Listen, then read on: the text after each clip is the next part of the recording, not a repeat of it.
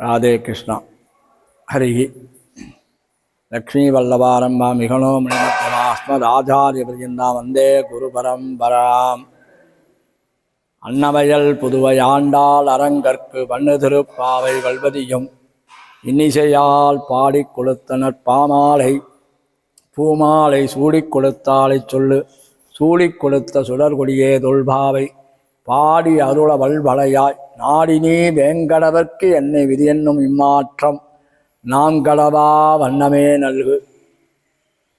கோதை பிறந்தவோர் கோவிந்தன் வாழுமோர் சோதி மணிமாடன் தோன்றுமோர் நீதியால் நல்ல பக்தர் வாழுமோர் நான் மறைகள் ஓதுமோர் வில்லிபுத்தூர் வேதக்கோனூர் பாதகங்கள் தீர்க்கும் பரமன் அடிகாட்டும் வேதம் அனைத்துக்கும் வித்தாகும் கோதை தமிழ் ஐயைந்தும் ஐந்தும் அறியாத மானிடரை வையம் சுமப்பதும் வம்பு.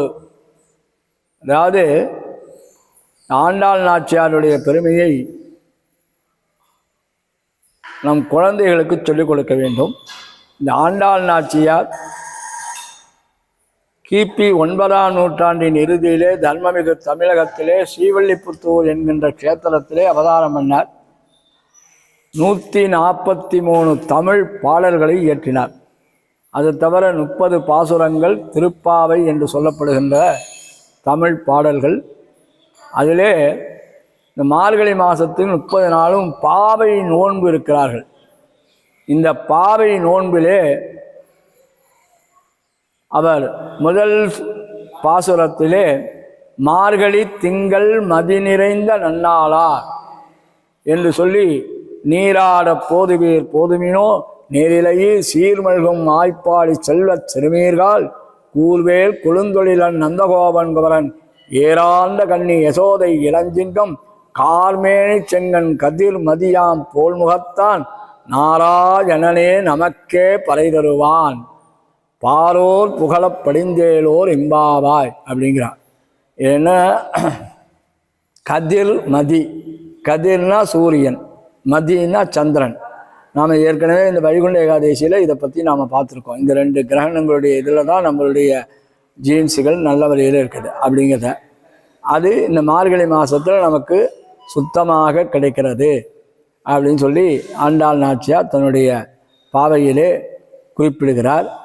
அது மட்டுமல்லாத அதுக்கு அடுத்ததாக வையத்து வாழ்வீர்கள் நாமும் நன் பாவைக்கு செய்யும் கிரிசைகள் கேளீரோ பார்க்கடலுள் பைய துயின்ற பரமநடிபாடி அப்படிங்கிற திருப்பார்கடல் என்று சொல்லப்படுகின்ற அது தேவலோகத்தில் இருந்தாலும் வைகுண்டத்துக்கு கீழே இருக்கக்கூடியதுனால முதல்ல அந்த பரமனை பாடினோமானால் நமக்கு அங்கே சாஸ்வதமான வீடு வேறு கிடைக்கும் அப்படிங்கிறத ஆண்டாள் நாச்சியார் தன்னுகிறார்.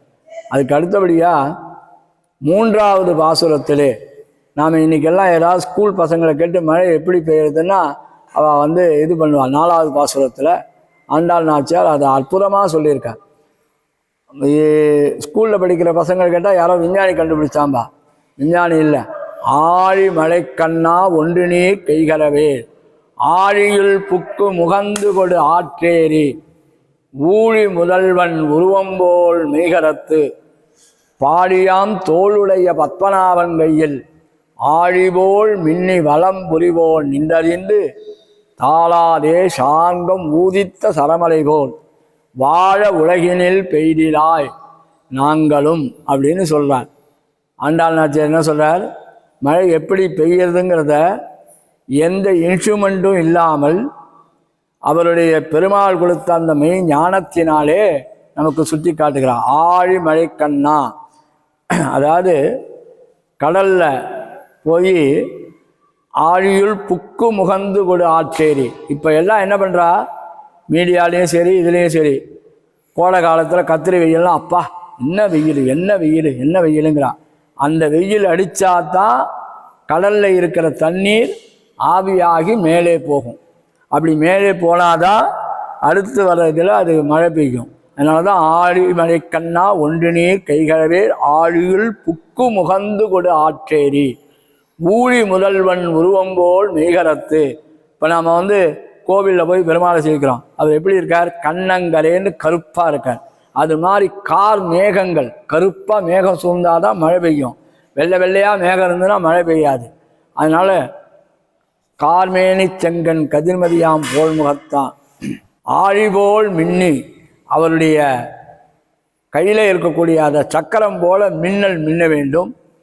வலம்புரி போல் நின்றறிந்து, அந்த சங்க நாதத்தை போல இடி இடிக்கணும். தாளாதே சார்கம் உதித்த சரமலை போல், பெருமாளுக்கு பஞ்ச ஆயுதங்கள் சொல்லப்பட்டிருக்கிறது. அதில் சார்கம்ங்கிற வில்லு, அந்த சார்கங்கிற வில்லுலேருந்து எப்படி கணைகள் புரட்டு வருமோ அதுபோல் மேலேந்து மழை வர்ஷிக்கணும் அப்படின்னா. நீங்காத செல்வம் நிறைந்து, இந்த மாதிரியான செல்வம் தான் நமக்கு நீங்காத செல்வம். ஆனால் இன்றைக்கி நாம் என்ன பண்ணுறோம், பாலாத்தில் தண்ணி போகிறது, சுவாமியை தரிசனம் பண்ணுவாங்க, பாலாத்துக்கு இது பண்ணணும் அப்படின்னு சொன்னால் யாரும் வர்றது கிடையாது. அந்த நீங்காத செல்வம், நம்ம சம்பாதிச்ச சொத்து நம்ம பையன் அழிச்சிடலாம், அல்லது நம்ம பேரை அழிச்சிடலாம், இல்லை யாராவது அந்த சொத்தை அழிக்கலாம். ஆனால் நீங்காத செல்வம்னா இந்த தலைமுறை இல்லை, இன்னொரு 4 ஜெனரேஷன் வந்தால் கூட பாலாறு அங்கே தான் இருக்கும், பாலாத்தில் தண்ணி அங்கே தான் ஓடின்னு இருக்கும். பாலாத்தில் தண்ணி ஓடினாதான் நமக்கு பின்னாடி வரக்கூடிய 4வது ஜெனரேஷனோ 5வது ஜெனரேஷனோ வாழ முடியும். அப்படிங்கிறது தான் நீங்காத செல்வம்னு ஆண்டாள் சொல்கிறார். இப்படியெல்லாம் விரதம் இருந்தால் என்ன கிடைக்குன்னா, கடைசியாக விரதம் இருக்கா, நெய்யுண்ணோம் பாலுண்ணோம் நாக்காலே நீராடி மையிட்டு எழுதோம் மலரிட்டு நாம் எழுதோம் செய்யாதனை செய்யோம் அப்படின்னு ஆண்டாள் நாச்சியார் சொல்கிறார். செய்யாதனை செய்யோம் அப்படின்னா, இப்போது சமீபத்தில் நாம் பார்க்குறோம், இந்த பெரிய போர்டெல்லாம் வச்சு எல்லாம் பண்ணியிருக்கா, வேலை நடக்கிறது, கொஞ்சம் டைவர்ட் பண்ணி போங்கோ அப்படின்னு. யாரும் கேட்கறதில்ல, அங்கே போய் அங்கே திரும்பி நின்றுட்டு இருக்கிறோம். இது செய்யக்கூடாத செய்கைகள், ஆனால் அதை நாம் செய்கிறோம். அந்த மாதிரி செய்யாதன செய்யோம், தீக்குறளை சென்றூதோம், அதாவது இறைவனுடைய திருநாமத்தை நாம் சொல்லிட்டு இருக்கணும். அது இல்லாத சத் விஷயங்களை சொல்லணும். நல்ல வாழ்க்கை, அடுத்த வாழ்க்கை நல்லது பயன்படுத்தக்கூடிய சொற்களை சொல்ல வேண்டும்.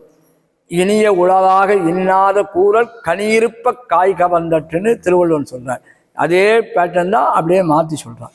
அந்த மாதிரி இந்த மாதிரியெல்லாம் நாம் இருந்தோம்னா என்ன கிடைக்கிறதுன்னா, கூடாரை வெல்லும் ஸ்ரீ கோவிந்தா.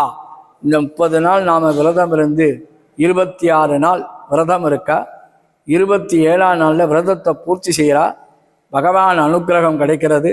எப்படி கிடைக்கிறதுனா, நாடு புகழும் பரிசினால் நன்றாக. நாம் இப்படி இருந்தால் என்ன சொல்லுவா, எடுத்தோடனே நாராயண பட்டாச்சார் காட்பாடில் இருக்கார், அவருக்கு சொத்து வந்ததுன்னா சொல்லுவா, சொல்ல மாட்டா.